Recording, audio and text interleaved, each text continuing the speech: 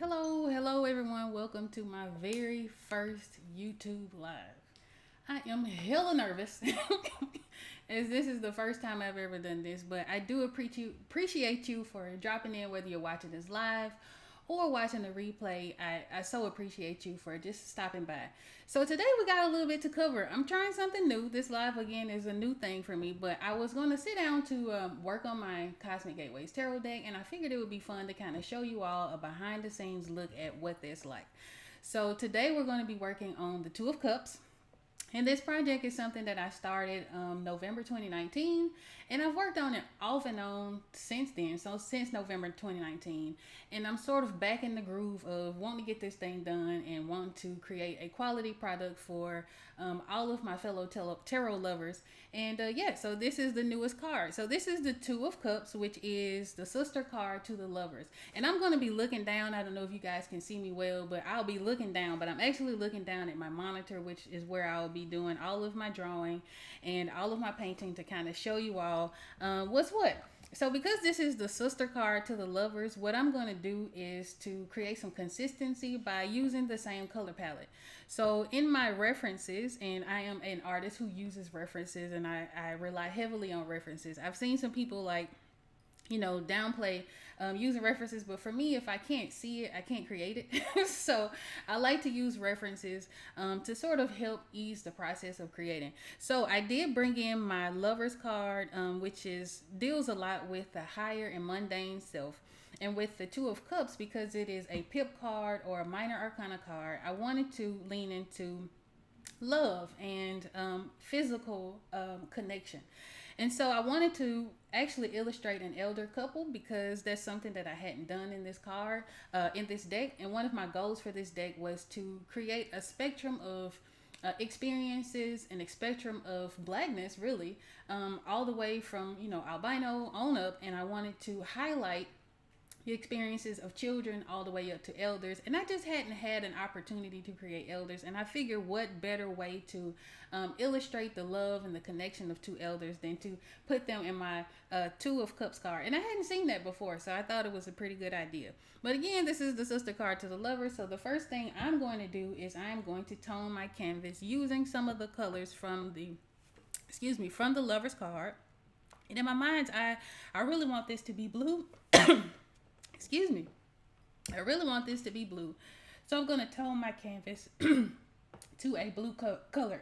Excuse me, I don't know what's going on. Got to give me some water. All right. And so just a little bit of housekeeping. I am working in Clip Studio Paint, and I'm also working on a Huion tablet. And what's important about this is I know a lot of people go into art and they feel like they have to have like the absolute best of the best to create artwork and to do that sort of thing, but it's not really the tools that you use, but it is the know-how. So it's more important to study what you're doing and then get into creating, because you're gonna make it work regardless. So this is Clip Studio Paint version 1, and it's my go-to program for digital illustration. It is what I use for just about everything illustration wise. So what I've done is I've grouped my sketch, which I just lowered the opacity of, which means I took it from completely dark, and I'm just lessening how well we can see it so that it's not distracting us from our painting. And I have all of my sketch information in a folder here.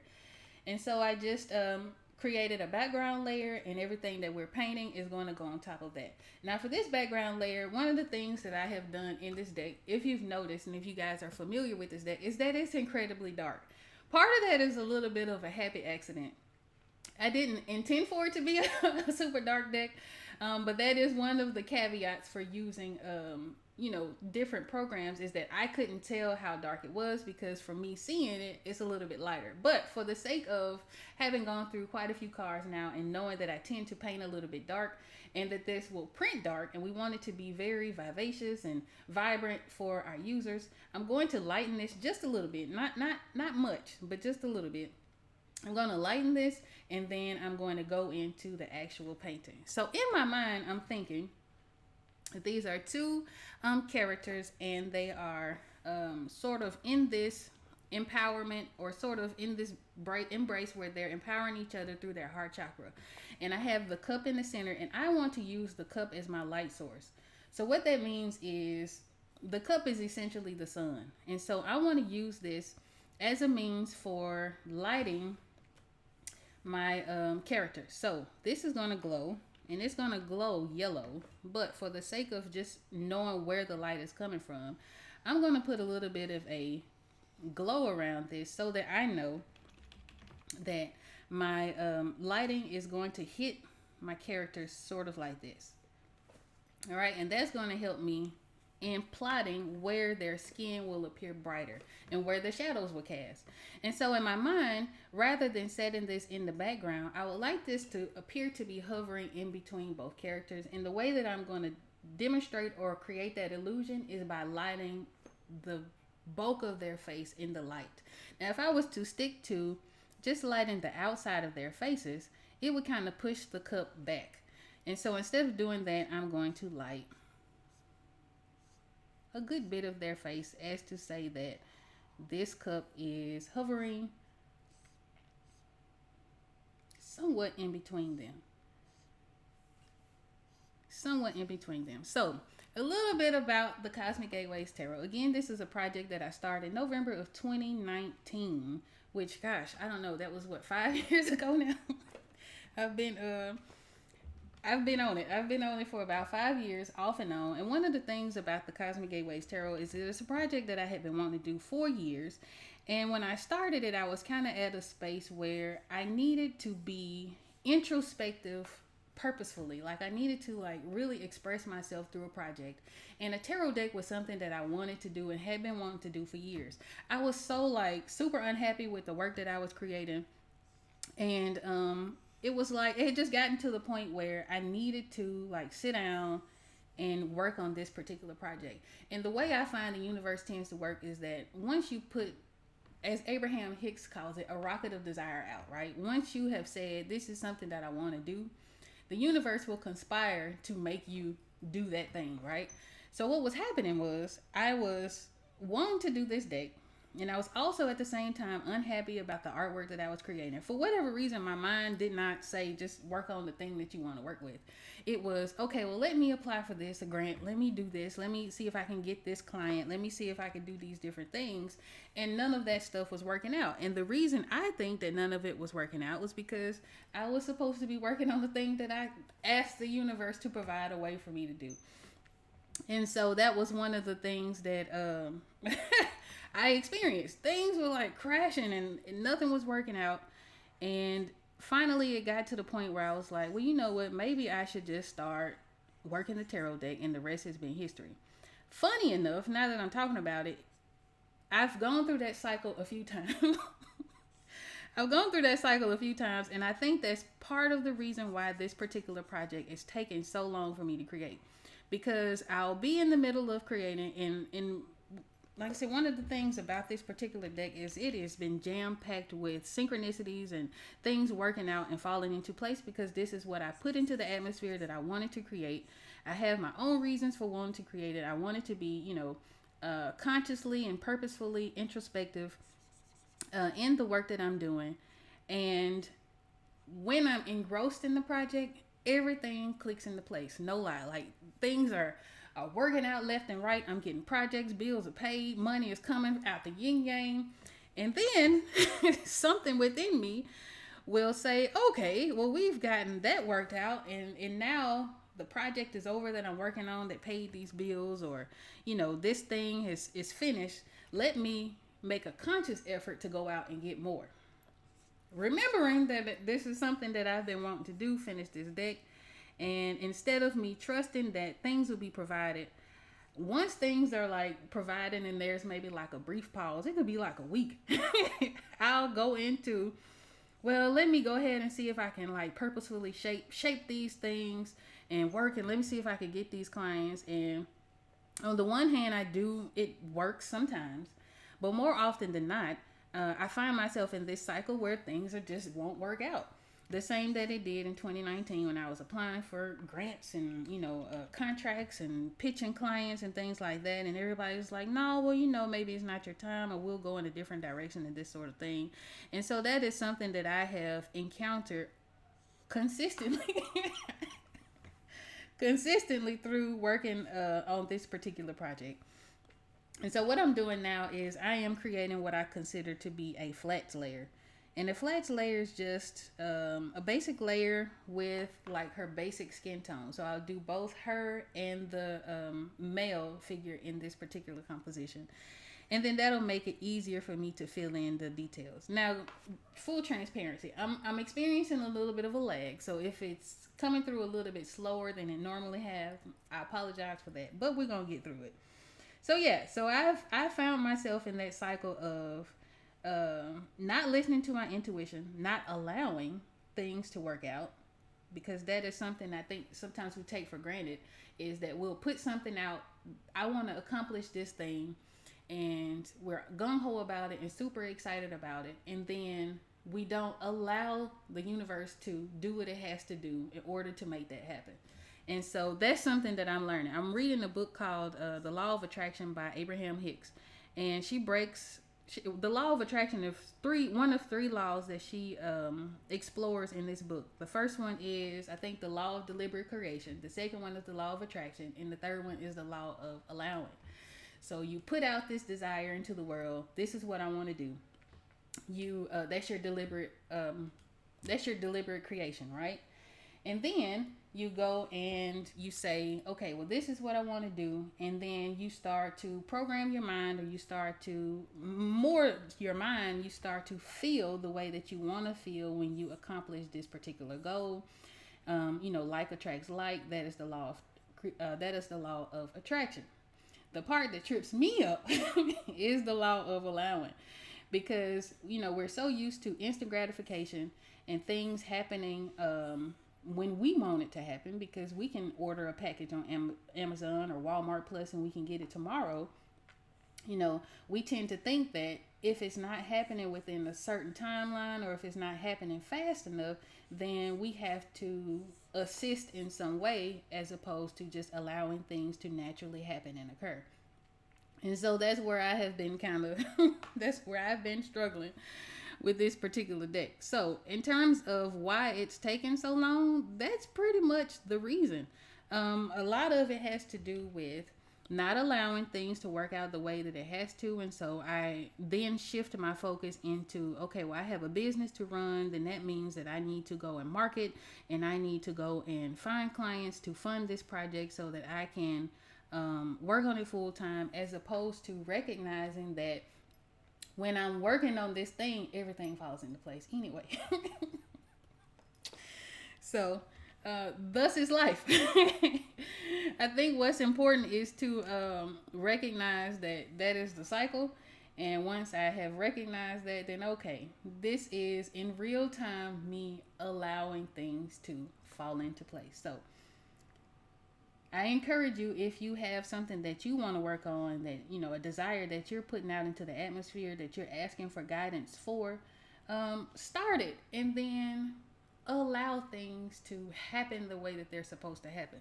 So I'm also reading the Celestine Prophecy, specifically the third book, which is, I think, The Road to Shambhala, which has to do with, if you're familiar with the Celestine Prophecy is a novel that sort of helps the reader through raising their consciousness, and it's written as like a parable, right?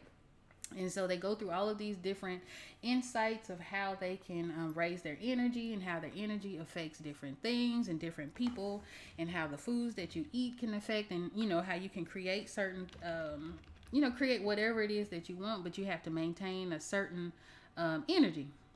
And so I'm reading this third book of the series. No, there it is. I'm reading the third book on the series, and again, synchronicities, because it explores a lot of allowing things to happen, and not necessarily self-sabotaging or sabotaging the progress because of fear and like old programming and the whole thing. So, yep. That is my short answer of why it's taken me so long to complete this project. The other part of that is, again, sometimes I get creator's block. I don't know if I mentioned it, but I've been thinking I get creator's block, and I think that's wholeheartedly connected to not allowing, because when I'm again working on the project, consistent with it, sharing the progress, and you know, connecting with you guys, ideas come out the yin yang constantly. It's like, oh, that would be a good, three of wands, or oh, that'll be a good this card or that card, and that's just sort of how that happens. But when I'm not focused on what I'm supposed to be focused on, I get like real bad creator's block. Not to mention the fact that I'm actually using the Rider-Waite system as my blueprint. I think because I don't want to necessarily copy the Rider-Waite system, like I don't want to create a clone deck, and I do want to put some thought, and again, being very introspective in the work that I create. I don't necessarily want to make another Rider-Waite Smith deck, even though this is based heavily on the Rider-Waite Smith deck.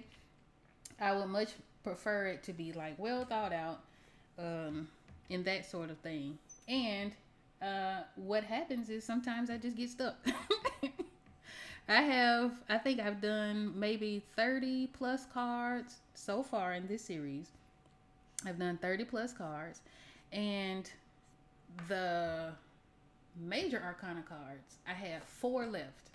Now I have worked on all 4 of the cards that I have left to paint, and for the life of me, when I'm like focused on doing other things, I cannot figure out how to articulate these cards.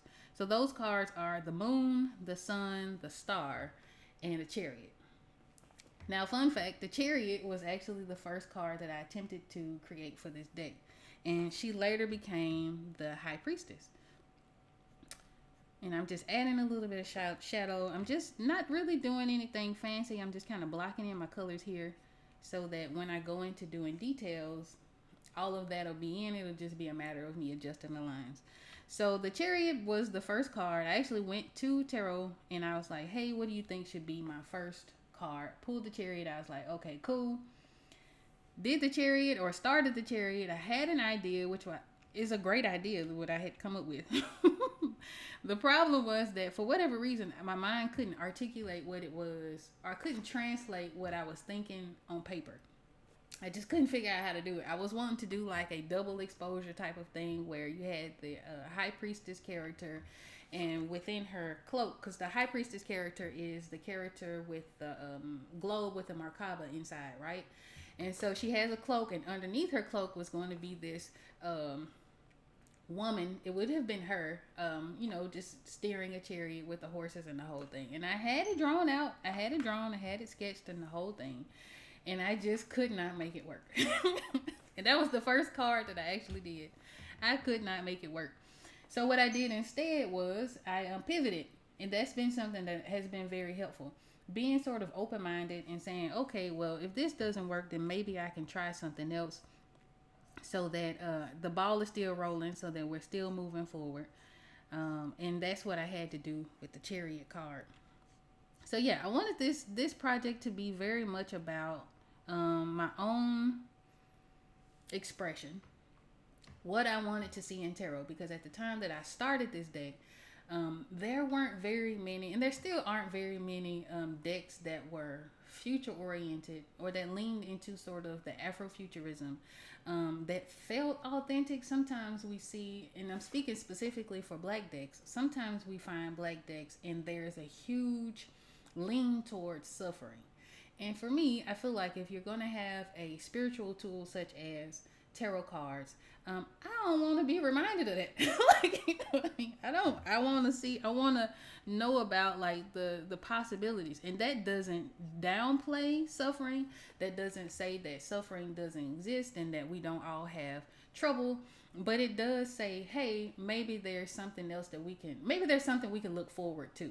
And so that was the sort of the story that I wanted to lean into with this project. But when I started, I actually, aside from that, I didn't necessarily have a goal. It was one of those things where like I just had to get started. I could not continue to put it off for my own mental clarity. Like I just couldn't do it. I couldn't keep putting it off. Again, stuff wasn't working out the way that I wanted it to work out. And because of that, I just started, right? Started with the chariot. Chariot became the high priestess. And I think the second card, I didn't even have a name at the time for the deck. But with the second card, I did justice. And as I was painting justice, and I was kind of coming up with the idea, and she's modeled after Ma'at, which is the ancient Egyptian goddess. And at the same time, I was also going through some other spiritual stuff, right? But I was working on this particular card, and it came to me just like lightning. I was like, I should call this the Cosmic Gateways Tarot, and it's been the Cosmic Gateways Tarot ever since. And so I think looking back, if I were to change anything to sort of make this process a little bit easier for myself, I might do a little more planning, but at the same time, I didn't want to plan, because I can plan till my gills turn blue, but I didn't want to use planning as a excuse not to get started. And sometimes we can overthink and, oh gosh, it has to be like this and it has to be like that. I have 78 cards to figure it out. That's how I was looking at it. I was like, I got plenty of time to kind of figure it out. I'm fortunate in that as I worked through this particular project, I've been able to figure a lot of things out. Early on, one of the things that I did was I contacted a couple of printers just to get an idea of the cost of printing, what that would entail in terms of, what are the minimum quantities that I can get, and I think for most of them, it was like you had to order 500. This is how the deal would work. Because this is a custom size, this is going to be a little bit bigger than your standard tarot card. It's just going to be a little bit wider, because I like that size better. But it's going to be a little bit bigger. And so learning about how to navigate that space has been really interesting. And speaking with manufacturers and doing big girl stuff. Because this is something that, again, I wanted to do, but I wasn't necessarily prepared for the amount of responsibility, but I'm really, really glad to have it on. And I'm so honored that you guys are still very interested in this project. Again, if you're watching this live, if you're watching the playback, that means the world to me. It's so encouraging, because I'll have times when I'm, again, not doing what I'm supposed to be doing, when I'm, doubting myself and, oh my goodness, I don't know if people are still interested in this thing. I swear to goodness, as soon as those thoughts start, I'll get a DM out of the blue. And it's like, hey, when your deck gonna be done? And it's like, well, I'm glad you asked. Thank you. I'm so happy to hear that you're still excited about this project. And that means the world to me. It really does. I do like a little happy dance. And as synchronicity works, this last time I got a series from 3 completely different people in 3 modes of communication, right? I got a DM, I got a message through my husband, and my dad called asking about the deck because he knew someone who was interested in it. And I was like, okay, I'm going to get back to it. It's coming. So if all goes well, and I tend to lean toward best case scenario, if all goes well, the remaining cards should be done this time next year. So what will happen in my mind, is as I get to maybe the last 10 cards or so, I'll start really, of course, I'm going to be sharing all the behind the scenes and new cards and things like that. And if you're on the newsletter list, you'll hear about a lot of this stuff first. But the goal is, once I get down to okay, I need to do about 10 more cards, I will begin to start advertising. And when I'll give myself maybe 5, I'll probably go ahead and launch the Kickstarter. That's the idea. I would like to go through crowdfunding in order to do it. And then between now and then, I'll work out the rewards and all of that stuff. Because again, I've been researching pricing and different things like that. Now the deck is going to be a 78 card deck. It will come with a guidebook. So just like, your normal tarot decks, it'll actually come with a guidebook, but it'll also come with a companion book. Now here's the thing that I don't know. And if you're watching this, please give me your opinion on this, because I hadn't decided what to do. So it's going to come with the guidebook, no problem. But the companion book is going to be about 250 to 300 pages or so. But it'll all be artist notes it'll be like a complete breakdown. I've already written the first 3 chapters of it, which deal with, a little bit of backstory about tarot, a little bit of backstory about this particular deck, how I read tarot, how I recommend when I'm asked, how to read tarot, how I would teach it if I were teaching someone. So it's a whole instruction about how to read tarot, how to use your intuition, how to use the book information, and then, create your own database of meanings, the whole thing. And then there will be breakdowns for each card. So I don't know yet if I want to include that in the Kickstarter or if I want to launch or publish that later. So if you're at this point in the video, if you're watching live or if you're watching the replay, let me know what you think. Should I publish the companion book with it and do like a whole bundle? So you get the deck and you get the companion book and maybe some other goodies, some pens and things like that. Or should I just focus on finishing the deck, finishing the main guidebook, and then publishing that, see how it goes, and then publish the companion? I don't know. Y'all have to tell me. I have no idea. I've been sort of going back and forth before. My right mind says just go ahead and do it all at once. I don't want to have have you guys wait a whole lot longer, but on the flip side, I do like write. I'm like not consciously, but continuously writing chapters and parts of the book as they go. And it helps because what I will do is I will finish a card and I will typically go and write about whatever card it is, because I've been working on this thing for almost 5 years. I have sometimes forget what I'm thinking about when it comes to creating certain cards and the feelings and things, because it's very indicative of what I'm going through at that time. A lot of times that shows up in the cards that I create. So I take notes. I have like journals and all of that stuff of what I'm thinking. So that'll be like artist notes included in the books. I study these cards a lot. Of course, I'm a reader, so that gives me a different insight, because sometimes you'll pull a card, it'll mean 2 different things depending on 2 different readings and the questions that are asked and all of that. So I'm keeping detailed notes of all of that. So in terms of writing, I'm hoping it's going to be done by the time I launch the Kickstarter. If not, that'll be a part of like the Kickstarter process, because that'll be part of the updates. Hey, this, we're on chapter 6 and I'm sending it to the editor and this kind of thing like that. But I don't know if I want to launch it right away or wait. So I would love to know you guys' opinion. And I sent this live out only to people in my newsletter list. And of course, the people who follow me on YouTube will be able to join in live and kind of see what's going on. So this is very exclusive, mostly to the people who are on the wait list and get the newsletters. So you guys, I know, are super invested, and I really, really want to know, what would you prefer? Now, I know that I have been like, I haven't bought a new tarot deck in a long time, but I remember like watching, I buy mostly exclusively indie decks, because to me, the artwork is a little bit better. Usually you get a better cardstock quality, and I just like supporting, other artists and things like that. So I've been on the side of, man, why is it taking this deck so long?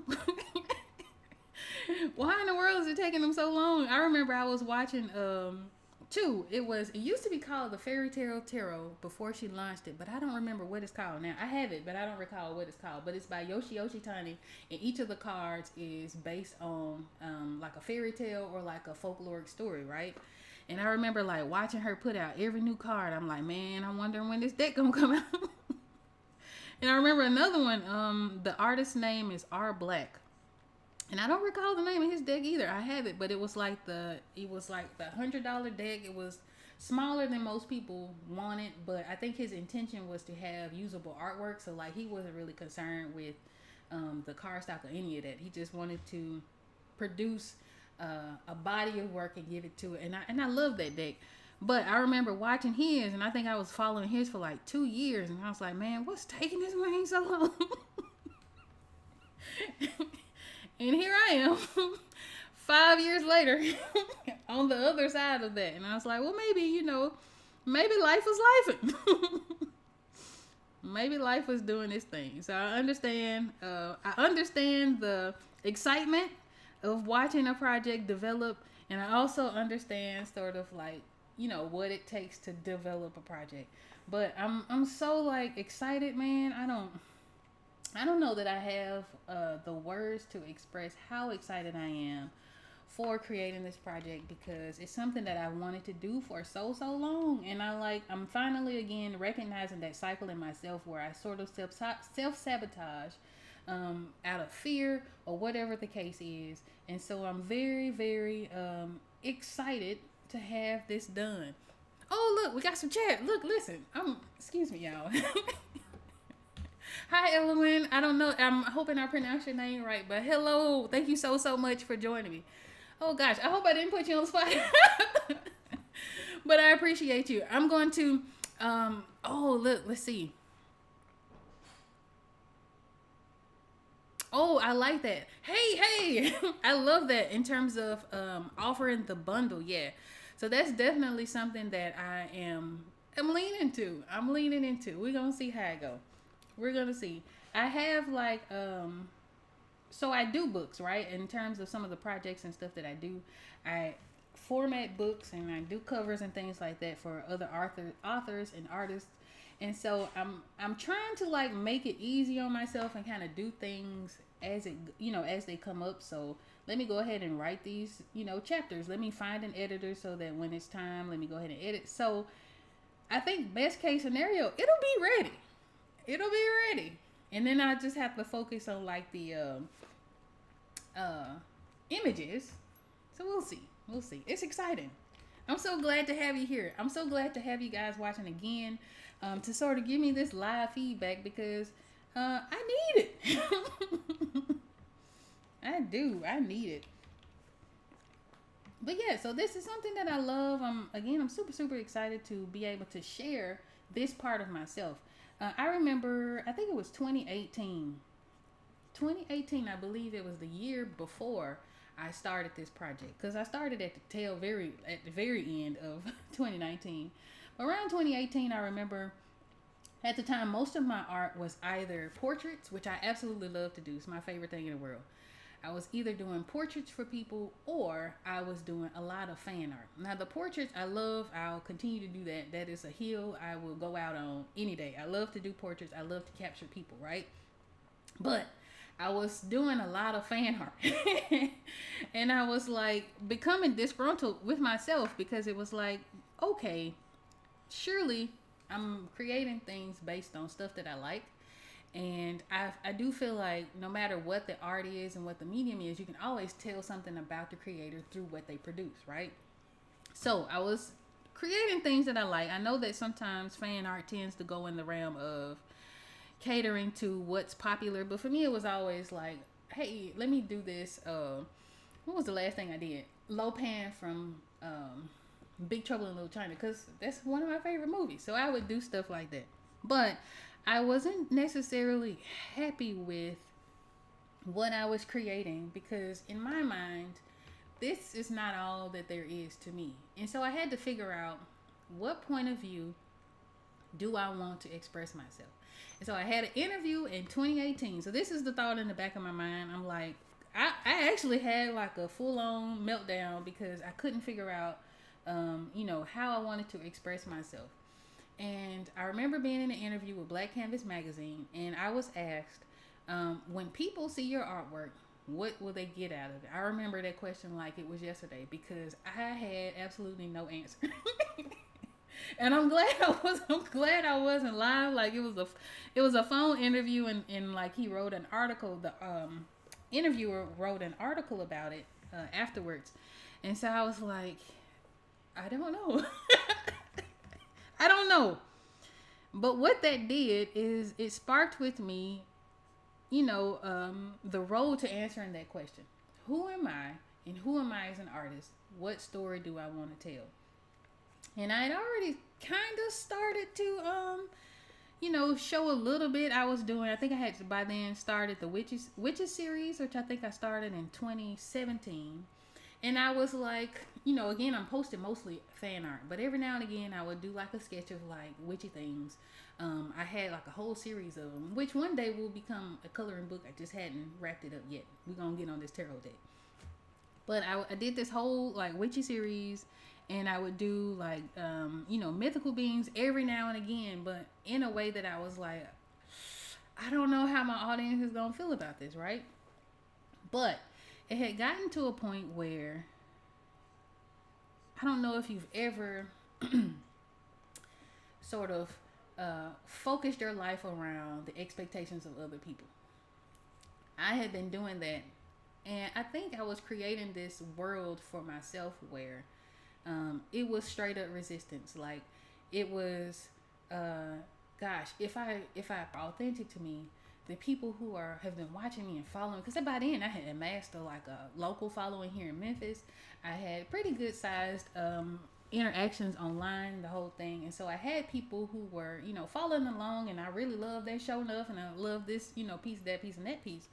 And so I was struggling with, well, if I allow myself to be myself, because everybody's expecting me to do these things, and I was getting requests to do this picture and that picture, and you should do this movie, and oh, have you seen that? That'll be real good, kind of thing. What will happen if I don't do that anymore? So I had to go through that whole thing, and a lot of that I think comes from childhood, sort of um, navigating the expectations of our parents, of our teachers, of our siblings, and things like that. And so once I sort of got over that hurdle, and it took me a minute to do it. It took me a while to get there. Then again, just started falling into place like nobody's business. It's like your higher self knows, your intuition knows that this is what you should be working on. This is what you should be doing because this is the highest expression of yourself. And not to put a whole lot on my deck. Not saying that this is like one of those things, but it's relevant. I feel like because so much of myself is present here. And so I decided that from here on, and I still do fan art from time to time. I don't do it as often as I used to, but I still do, and it's usually something that I feel pulled or called to do, something that feels right for me. So I still do it from time to time, but for the most part, I'm very conscious of what I create, even the projects that I take. And that's something that I've started to do over the last couple of years. Is I will only take projects that I feel some sort of connection to.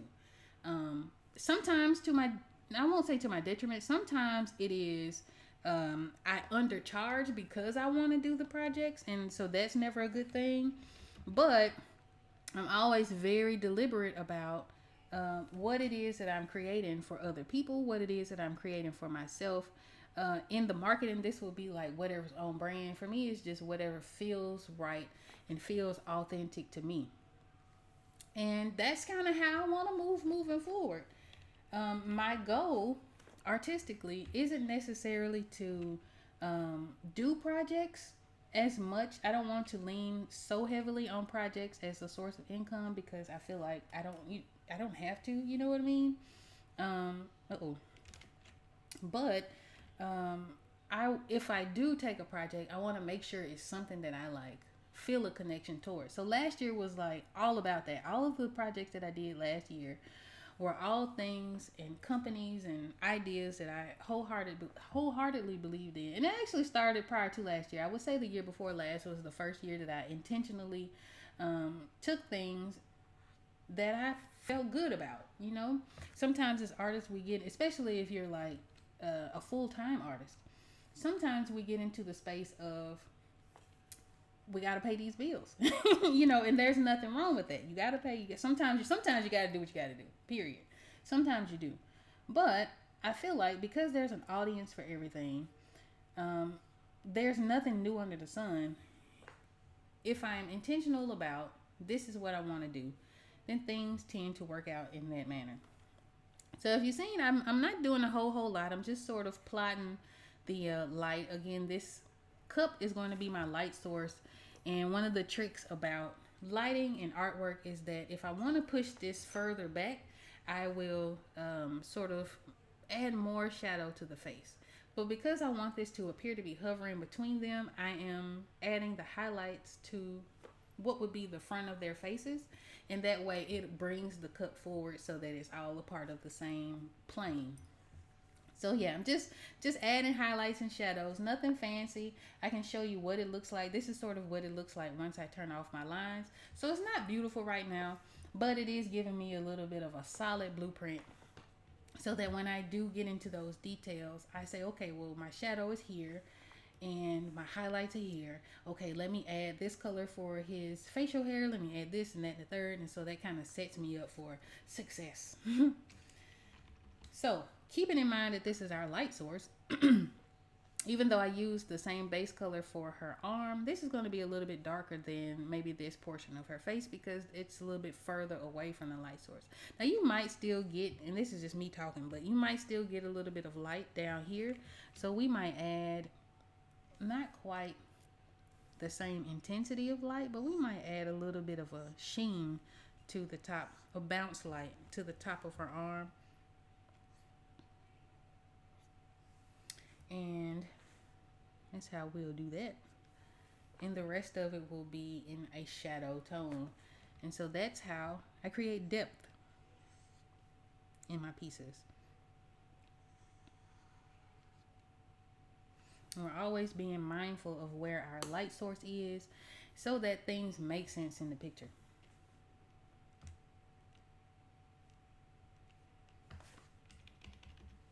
So yeah, that was me babbling a little bit, but I'm glad to have you guys here again to listen to me babble. And so I wanted to do this live because I think it holds me accountable a little bit. Because I can say, hey, I'm going to go and work on my tarot deck this Sunday. But if I'm announcing that, hey, I'm going live to work on this tarot deck this Sunday, then guess what I got to do this Sunday? I got to work on this tarot deck. I do. And so, I don't know. So, Elowen, let me ask you. I'm going to put you on the spot a little bit. Is this something that you would enjoy seeing more often? Not to say, hey, you enjoyed this, but is live watching like the artists and things create? Is that something that you would be interested in? And if you're watching the replay, let me know in the comments below. Is it interesting for you, or is this something that you would like to see more of? Because it helps me out. Because again, it kind of helps hold me accountable. It says, hey, Britt, today's Sunday. It's 3:30. You need to get on them tarot cards. And so that kind of helps me out. Is this something that you would like? Awesome. Well, thank you so much. I'm so glad to hear it. I'm so glad to hear it. And I really, really appreciate you being here. I do. So this is my Two of Cups. So I wanted to show you guys, and I should have had this up before, sort of the planning process of like what goes into plotting. Oh, that's awesome. She says, I think it's really interesting. I've always wondered about the creation process. That's awesome. I'm so happy to share it. It's really, this is what I told my mom. I was like, I'm nervous about going live because for me, creating art is like a series of happy accidents. I am here. I think I've been a professional artist professionally for 15 years. And most of what I do is like, oh, I didn't mean to do that, but it looks good. So we gonna keep going. So my artwork is definitely a series of happy accidents. Sometimes I can intend to do one thing and it turns into something else. And I'm like, okay, well, let's just ride with it. Let's just see where it goes. You know, you can start with an idea and then allow yourself, and really it's all play, right? So you just kind of allow yourself to play. I was telling my husband earlier, I was like, you know what? I have been taking life way too seriously lately.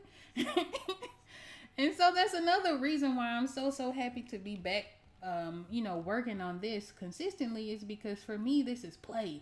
Even though I'm putting a lot of thought into, the cards and what they mean and how I can articulate a meaning through my artwork, it's a lot of fun to sit here and draw on the screen. It is. Even more fun to share it with someone. That's awesome. And to share it with you guys watching. And I again, I'm in the space of gratitude. So I really, really appreciate everyone watching. But we're not going to stay here too long. I'm not going to hold you too long. My goal today is to sort of get to a very comfortable space with where I'm plotting their highlights and shadows, and then we'll call it a day. So what I'm going to do now, because I have them on two separate layers, I'm actually going to merge them because I keep going back between. Oh, pull out the mouse. Keep going back between the two layers, and I rather just work on them both at the same time, and that way I can, erase where I need to, and I don't have to. Oops, I'm drawing on the wrong layer, sort of thing. But I remember starting my digital art journey back in 2000 and I want to say 7, and I was in college, and I remember my sister graduated high school that year. So that's my milestone for remembering.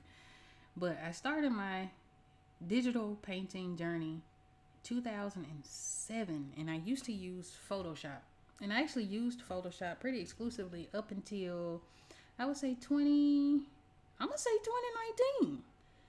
Synchronicities, right? And I switched over to Clip Studio Paint, and I like it.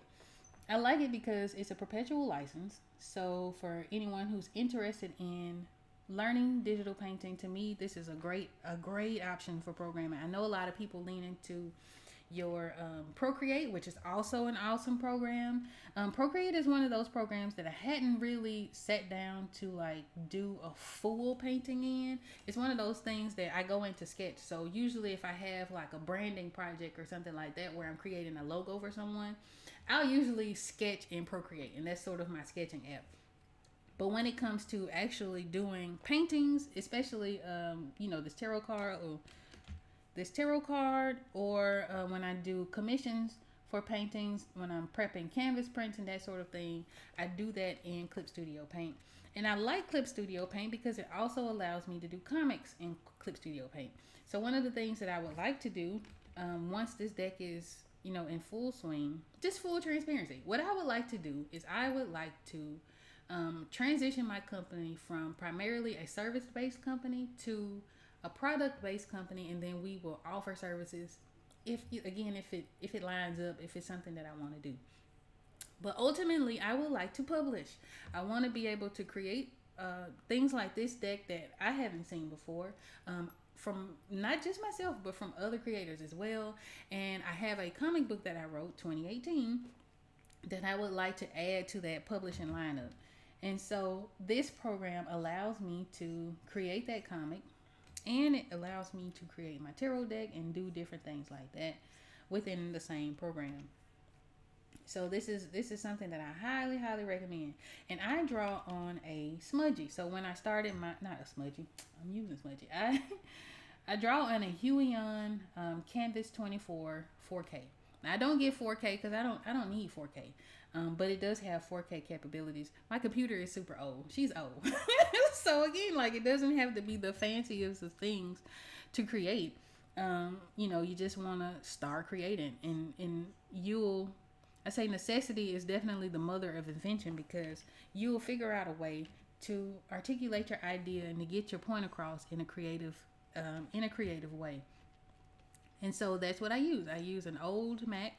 As a matter of fact, my original Mac died, I think, a couple months ago, and it was from 2011. I had actually, my husband gifted it to me when my son was born, and that was the Mac that I used up until 2-3 months ago, and then I upgraded to a 207. It's still an old machine, right? But it's getting the job done, and that's all that matters. So if you're interested in starting something, don't allow not having like the best of the best or the top of the line or the newest of the new stop you from doing whatever it is that you need to do, because you can make it work either way if you want it bad enough. Now, if you don't want it bad enough and you just want to talk yourself out of it, that's your business. Do what you got to do. But there are always workarounds to different things. And so the other programs that I use specifically for any of my graphic design or like photo manipulation types of projects is I use the Affinity Suite. Again, I used to use Adobe. I was an Adobe girly, and I started painting in Photoshop. I used to use Illustrator as like my vector art creation program, but I switched over to Affinity in 2020, and I have not looked back. I just I like what I like. I like what I like, and Affinity, I think, does a very great job at supporting other creators.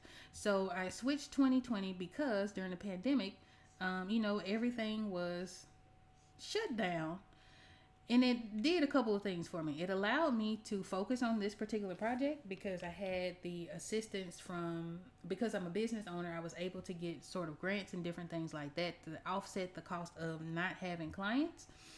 And during that time, Affinity offered their entire suite for, like, I think it was $34.99 per program, which was crazy bananas. While Adobe was like, I think for everything that I needed, it was going to be better for me to get the full suite, which was going to run me about $90 a month. And it just, why would I do that, So I gave Affinity a shot. Affinity's been my go-to program ever since. I think I pulled out, before I switched to this machine, I would use Photoshop every now and again, just to sort of work with like smart objects until I figured out that I could do it in Affinity, and I really haven't looked back. Even for like video editing and things like that, there are all kinds of like equally powerful alternatives. For example, I use DaVinci Resolve to do like the full YouTube videos. DaVinci Resolve has a super robust free version, which is the version that I use. And they also have a paid version, but it's a perpetual license. So in other words, instead of you paying once a month for use of the program, you actually just pay one time, and then it updates. And then sometimes, like Clip Studio Paint has done, and also Affinity, sometimes they will update the entire suite, and then you just have to pay the update fee, whatever that is. So with Clip Studio, I think they just recently offered like 60% off of their whole, in order to update the thing. So for me to go from 1 to 3, I had to go from 1 to 2 then to 3, but it was only going to cost me like $60. So investment wise, I think that is what I use. That's what I do. I feel like you don't have to be at the top of the line for things to work out. It just doesn't have to be that way. So this is what I use.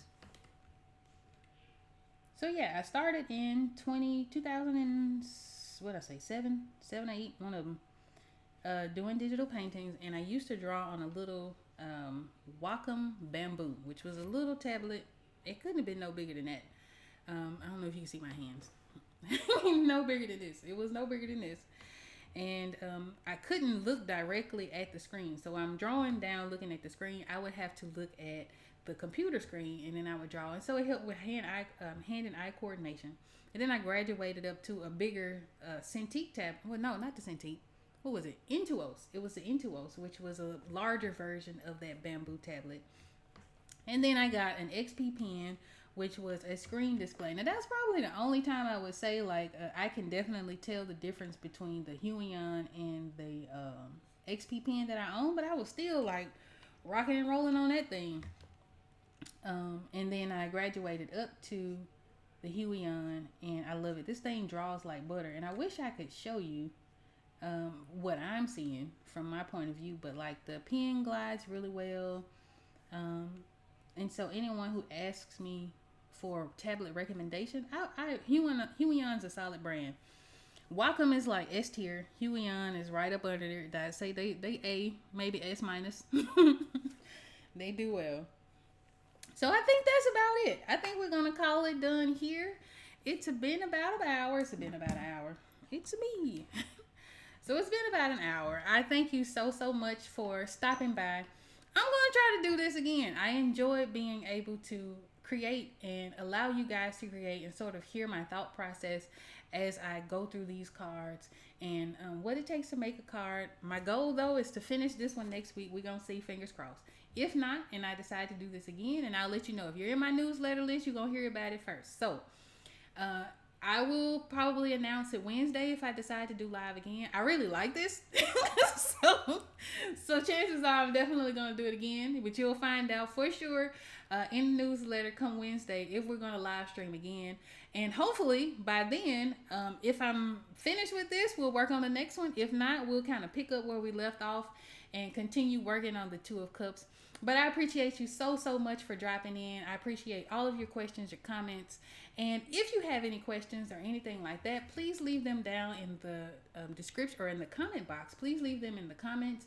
And if I can't answer them then, I'll definitely include it in the next live stream. And until next time, I appreciate you. Thank you so much. Until next time, bye bye.